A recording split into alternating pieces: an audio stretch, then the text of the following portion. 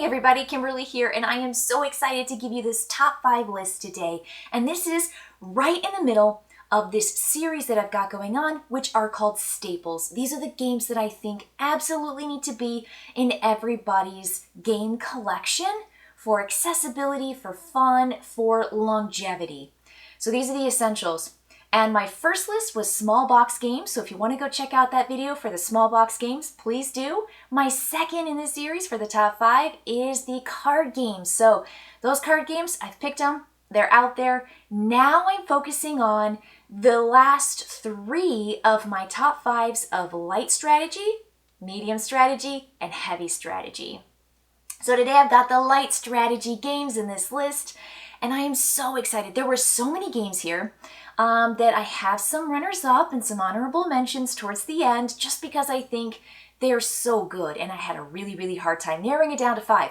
So here's the kind of logic I use with this light strategy. I looked for a variety of mechanics, like different styles of gameplay. I didn't want to have too many of the same kind of game on my top 5 list, and I also was looking for theme. So I have a variety of theme here and a variety of cooperative and competitive play. These games also take about 45 minutes to 60 minutes to play. And the ranking or the weight on BGG, I went from 1.65 to 2.65. So it's about that kind of 1-point range of complexity. And so that's where I kind of got my lightweight strategy game heaviness or complexity. And I'm also going to include the ranking 1 to 10 on BGG for all of these games in the notes right here on the screen. So let's jump into my number 5. My number 5 I really fell in love with, I think is incredibly replayable and has room for advancements and kind of that expert complex play after you've already got it under your belt. It is a racing game. Here we go. Heat. Pedal to the metal. Yes, this is it. This is where I'm starting my list.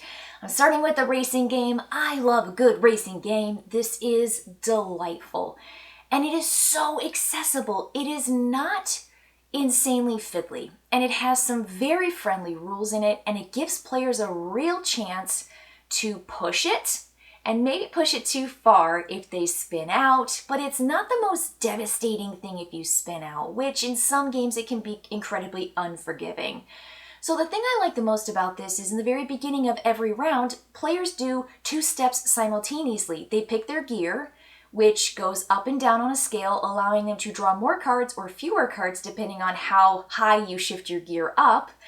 And then there's the round of picking your cards. So depending on how fast you're going, you get to play more cards. And if you go slower, you play fewer cards, and you might be able to kind of burn off some of that heat that you've built up in your engine. So then after you've done steps 1 and 2, players are going to go in turn order, and they're going to essentially play their cards and run their car. But their car's not blocked by other seemingly blocked spaces. You can run through other cars. And I know in other games, other racing games, if there are 2 cars in a 2-lane street, you're blocked. And so in this game, there isn't that feature, which I really like. And then there are these corners you can take really fast, but if you go past the number of the corner that you're on by your speed, however fast you're going, you're going to be adding heat to your engine of the excess. And so there's this, well, do I push it? Do I go around the corner? Do I slow down and really just careen, sneak around the corner at the right level, at 3 or whatever the corner is, and not gain that heat? But you might be slowing down too much and you might miss the crowd and they might be zooming ahead of you. So you're going to be racing around a track a certain number of times around. There's also this cool feature of playing a card that essentially it's a stress card. You're not sure how stressed out you are, and it has a plus sign on it. And then what you do is you turn over cards from the top of your deck. And so there's a little bit of this like unknown luck, press your luck system that inside of your turn, you might be getting too stressed out and you might play one of those gear cards, which runs you 4 more spaces, which you might want, but you might not want it. So I think the stress cards are really cool. It's really delightful. You're really just going back and forth between players trying to figure out how can I really turn it on at just the right moment to win the game. And then there is this extended play where you get to add more complicated cards into the deck. You get to have like a championship racing, and it's just really, really cool. So that's where that kind of extended play comes from. This is the kind of perfect, light, fun, nice strategy racing game that I think everybody should have in their collection. So Heat, pedal to the metal. All right, I'm excited to move on to my number 4. This game is an oldie but a goodie and has so many variants and legacies out there that you might have experienced, but I'm going back to the classic cooperative game that I truly think everybody should have in their collection. The game is Pandemic. Pandemic. That's right. I mean, wow, do you have what it takes to save humanity? I do have what it takes, but I also need a deck of cards to hold down the lid. There we go. Now it's there. So this game really, again, is just, again, that classic cooperative game where players are trying to save the planet from this pandemic, this that's spreading through, causing epidemics and kind of like blowing up certain places on the map, depending on what locations you've drawn to kind of get the game started. So this has like this seeding system in the beginning, which means that every time you play, your game is going to be different based on where your hotspots are. So it is a fun game with players having unique abilities, and I think that it's great because guess what? I want to be the medic, I'm going to be the researcher, the operations expert, the generalist, the dispatcher, scientist. I mean, there are all these things. Again, you've got your little cards, so everyone's going to be able to do one thing uniquely. And I think that's just so clever. It's nice to make sure that players feel like they can contribute to the game and that they have some kind of focus. So that's one thing that's really cool about this. The second thing is on your turn, it's super, super easy. You can build research stations, which is very important. Discovering cures, treat diseases. I mean, again, you're walking around doing these actions and mobilizing, but the problem is you're kind of like spread out all over the map and you can only take your turn after everybody's taken their turn. And after your turn, there's this kind of like bad phase. So it's like you're drawing to find out where everything spreads. And of course, if your yikes epidemic actually happens. So you're going to have your infection rate go up. You're going to draw the card from the bottom of the infection pile and then add cubes to that. And then you're essentially going to draw again. And the cards that were at the top of the deck are going to stay at the top of the deck. And so it kind of just makes those spaces really, really hard. It's like once you clean something out, you have to really mobilize super fast to make sure that progress stays where you want it to be, because this game has kind of like a cyclical nature to it. And there's a race. You have to do things before the deck for the players runs out, or before you get so many infections and you go to the death sign. So it's just fun. You're on the edge. It is a win-lose game. It's a lose-win game. I mean, your rate is just not the highest, but it's tons of fun. And you can always up your complexity with the game, because if you think it's too easy, just add more of those epidemic cards. It's great. So this is a classic. This is a goodie. And if you haven't tried out some of the other pandemics, which I even have, this is like the newer pandemic. So this is the old box. This is the new box. I even buy the newer versions of this game because I think it's so important to have. But I also have played all the legacies and I have all the other versions of Pandemic because it's just a fun system. And again, this is the classic. This is the goodie. This is my number 4, Pandemic. Okay, we are just trucking right along. I love these games. I'm so excited to share with you my number 3. This game is Abstract. It is a fantastic abstract game, but also has dice in it. I'm super excited. You might have figured it out now. Another classic, in my opinion, and belongs in everyone's gaming collection. Here it is. Sagrada. Sagrada. Yep. So what happens in this game is players are dice collecting and window crafting because there are these beautiful 6-sided dice, little tiny bitty guys, and players have their own personal window that they are essentially painting this stained glass picture with, and they have requirements of colors and they have requirements of numbers. And there are a couple basic rules, but essentially what players do is there's this roll the dice into a little pool, and then there's going to be dice drafting. And you are doing drafting snake style, which is Catan style essentially. So player one is going to draw a die that they want, put it into their window. And there are these dual layered cardboards where you slide in a window for every single game. So there are tons of these windows that you can craft with a variety of restrictions and rules. And then you go around, and the last player takes 2, and then it comes back around, and there's 1 die left that places, and you have 10 rounds to do this. And you're going to be filling in this space, but you can't put color by color and number by number. And so while your window has restrictions and requirements, the dice that you draw out of this bag may not match up what you need. You might be really desperate for a blue die, or when you finally get the blue die and it rolls a 2 and you need it to be a 3, it really stinks. But there are tool cards. And so there are these tool cards that are available to players, and those are going to be different every game, but you have the same set for each game. And they might allow you to modify dice, placement, color restrictions, and things like that. Then there are also some goals and ways that you're going to be scoring at the end of the game, and then you have personal goals.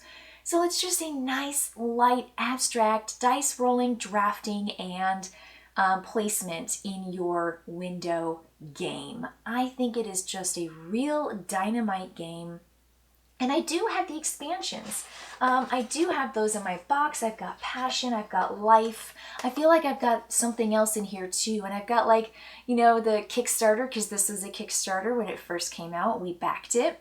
And we've got that Kickstarter window, and we just finished the Sagrada Legacy game, which was a real joy to play through. Very excited because this, I think, is one of those classics. This fits squarely into the light strategy game that's going to stay in my collection always. So, Sagrada. All right, so now for my number 2, we are moving into the Pacific Northwest. We are going to be around wildlife and natural terrain and tiles and discs. I don't know if you figured it out yet, but my number 2 is Cascadia. Yeah, Cascadia just has this staying power, this lasting power, and this shareability. Its components are lovely and wonderful, super streamlined, but the replayability here is strong. So what players are going to do is they're going to have stacks of these tiles, and they're going to put them into 4 different stacks, face down. Flip over 1 tile each, and then reach into a bag that has these little wildlife tokens, these little critters on them. And they're going to pull them out and place 1 next to each of those 4 tiles. So there's a pairing. And on your turn, you are going to select a pair that is the tile with the nature disc, with the animal on it. And then you just add those to your personal tableau. So this has a solitaire feel to it, but the conflict is that this is the shared information, the shared drafting space, the open drafting that players are going to be picking from. And just when that bear comes out, you're like, ooh, fingers crossed, I've got to get that bear. And then someone in front of you takes the bear and they replace it with a salmon, and you're like, rats. So there's a nice kind of friction with the tiles and with the pairing of the animals. And what you do is you just place a tile into your space, and what you're looking for with the tiles is a particular terrain. You want to extend large sections of one contiguous type to score at the end of the game. But you also need your animals to be in particular configurations based on the wildlife card that was selected at the start of the game. And there are a variety of these wildlife cards that you pick from that give you different forms of scoring. So every game is going to be different because your scoring card is different. The pairings of the cards are going to be different, and everything's going to be just just different. But the game itself, the same strategy and turns are going to be the same. So you want those critters to be in a shape, but you want the tiles to be in a shape, and only certain critters go on certain tiles. That's the friction too with your own player area. If you don't like what's there in the middle though, you can pay these little pine cones, and you can either flush or you can pay them to take different pairings. I want the tile from this section over here, and I want the animal from this pairing over here. That's it. That's the game though. You get to the end and you're going to score up based on your terrain, based on the animals, and based on those pine cones that you have left. It is just nice. It is a nice resource system. It's a nice streamlined game. It's beautiful. I love the Cascadia. I love the theme. It's really nice, beautiful, lovely. I love reaching in a bag. You know that. And I love getting those little animals out of there. But this is fantastic. And I also love that I'm going to be adding to my collection the Cascadia roll-in rights. And I think those are going to be a part of this Cascadia, essential for me, because I think the roll-in rights or flip-in rights, actually. Well, you roll dice and you flip cards. So it's like a roll flip. And there are tons of these sheets in there. I think those are going to be just dynamite games too. So lovely to be in my collection. I think this is just a standout, essential staple for a light strategy game, Cascadia. Okay, so before I get to my number one, I know we're really excited. I'm excited too. I wanted to talk about some of my honorable mentions, just missed the list. Really, really good games that might strike you instead of some of the games that I've been recommending. Sometimes they overlap when it comes to mechanics or when it comes to theme or gameplay. And so that's why I didn't want to include them, but I think they're just solid games. One of the first ones is Clank. I have some deck or bag builders. I also have some press your luck games. And so while I love Clank, I like the other Clanks, not the original, as much, and I also love the Legacy. I'm looking forward to the second iteration, the second, installment of the Clank Incorporated. I want, period. So Clank is great. I think it's a wonderful system, and it's so funny. I love the artwork, and I love the humor. So Clank is definitely on the list. Kingdom Builder and Winter Kingdom should be on your radar as well. I would press for Winter Kingdom. It has more complexity. It's a higher ranking on BGG. I think that is a fantastic game. The system, can't be beat. And I think that just barely missed my list. Whirling Witchcraft is fantastic, so shareable. Not sure about the replayability, long, more plays, the way that the other games I have picked. So that's one reason why it's good, but it just missed my list. And then I'm going to add two more. Living Forest, I think, is fantastic. I like the kind of working together, but working for myself. I like that there are 3 possible endings of winning the game. And I think that I love that kind of the deck building with the Press Your Luck Mystic Veil style. I think there's a reason why it won Game of the Year. And then the last game I recommend is Almanac Dragon Road. I like the Almanac series. There's 2 of them now. The Crystal Peaks is the second one. I think it's just a dynamite worker placement with resource management and just kind of like, it's just nice. I love the progression. I love that every time you play, you're going to go to a different map. I think it's just a good game. So if any of those games sound interesting to you, you've never heard of them, go look them up, check them out, because they are fantastic. They're really, really good games, and I would highly recommend those. But now I'm going to move on to my number one. My number one is a bag building, press your luck. So fun. Have you guessed it yet? The Quacks of Quedlinburg. Oh, this game gets me. This game gets me, and I love it. I love the building up your bag with all the different potions, all the different little bits that you want to then draw out the next phase. So what players are going to do is they are going to have a bag with the same stuff in it. And some of the things are going to be good things that kind of give you movement on your swirly potion track that is on every player's cauldron, their board. And some things are going to add up to make you bust. And so there is a press your luck.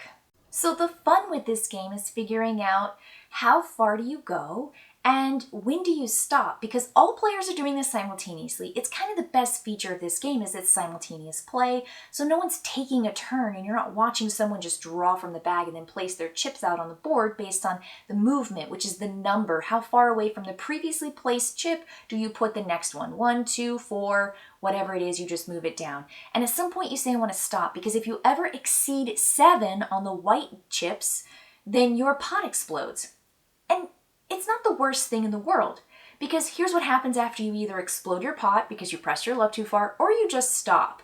You will simply look at your progress. Where did you have your last chip? Where's your last chip? You'll look to the right of that, or to the next, like going around the spiral. You'll look to the next space and you'll say, well, I'm going to get this many points towards buying more chips or more ingredients to put into my bag, and I'm going to receive this many victory points. And so when you get to the end and you've busted, you just get one of those choices. Do I want the victory points, or do I want the investment in new ingredients to add to my bag?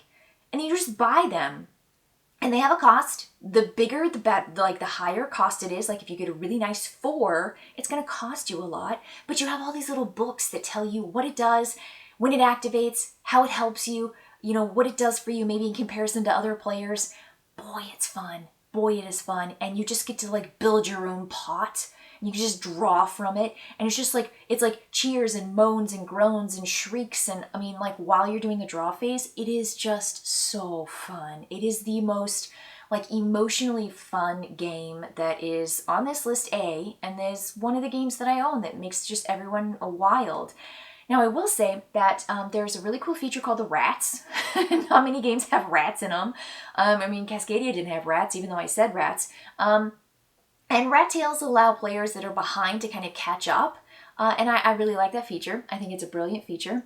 You can add a bunch of other expansions that have come out for it. And you can also add these cool fortune teller cards, which I really like. I love playing with the fortune teller cards. And you can also get the special tokens, the actual tokens that are not the cardboard ones, but the super fancy plastic ones. I think they're made of plastic.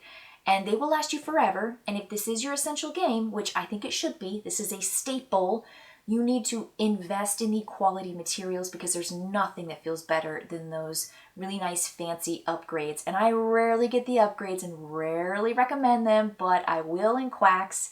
I think that you absolutely need them. This game is so replayable. It's replayable because every time you mess up, you're like, I shouldn't have done that. And then you want to play again because you want to build your bag differently and you want to draw differently and you want to get really lucky.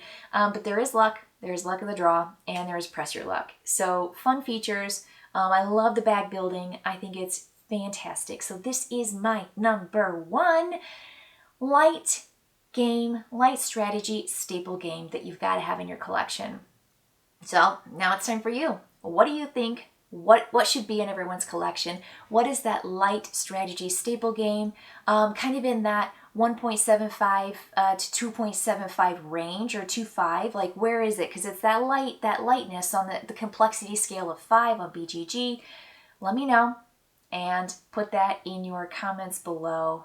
Can't wait to see them. All right, everybody. I'll see you next time for my top 5 medium weight strategy game list. Check it out.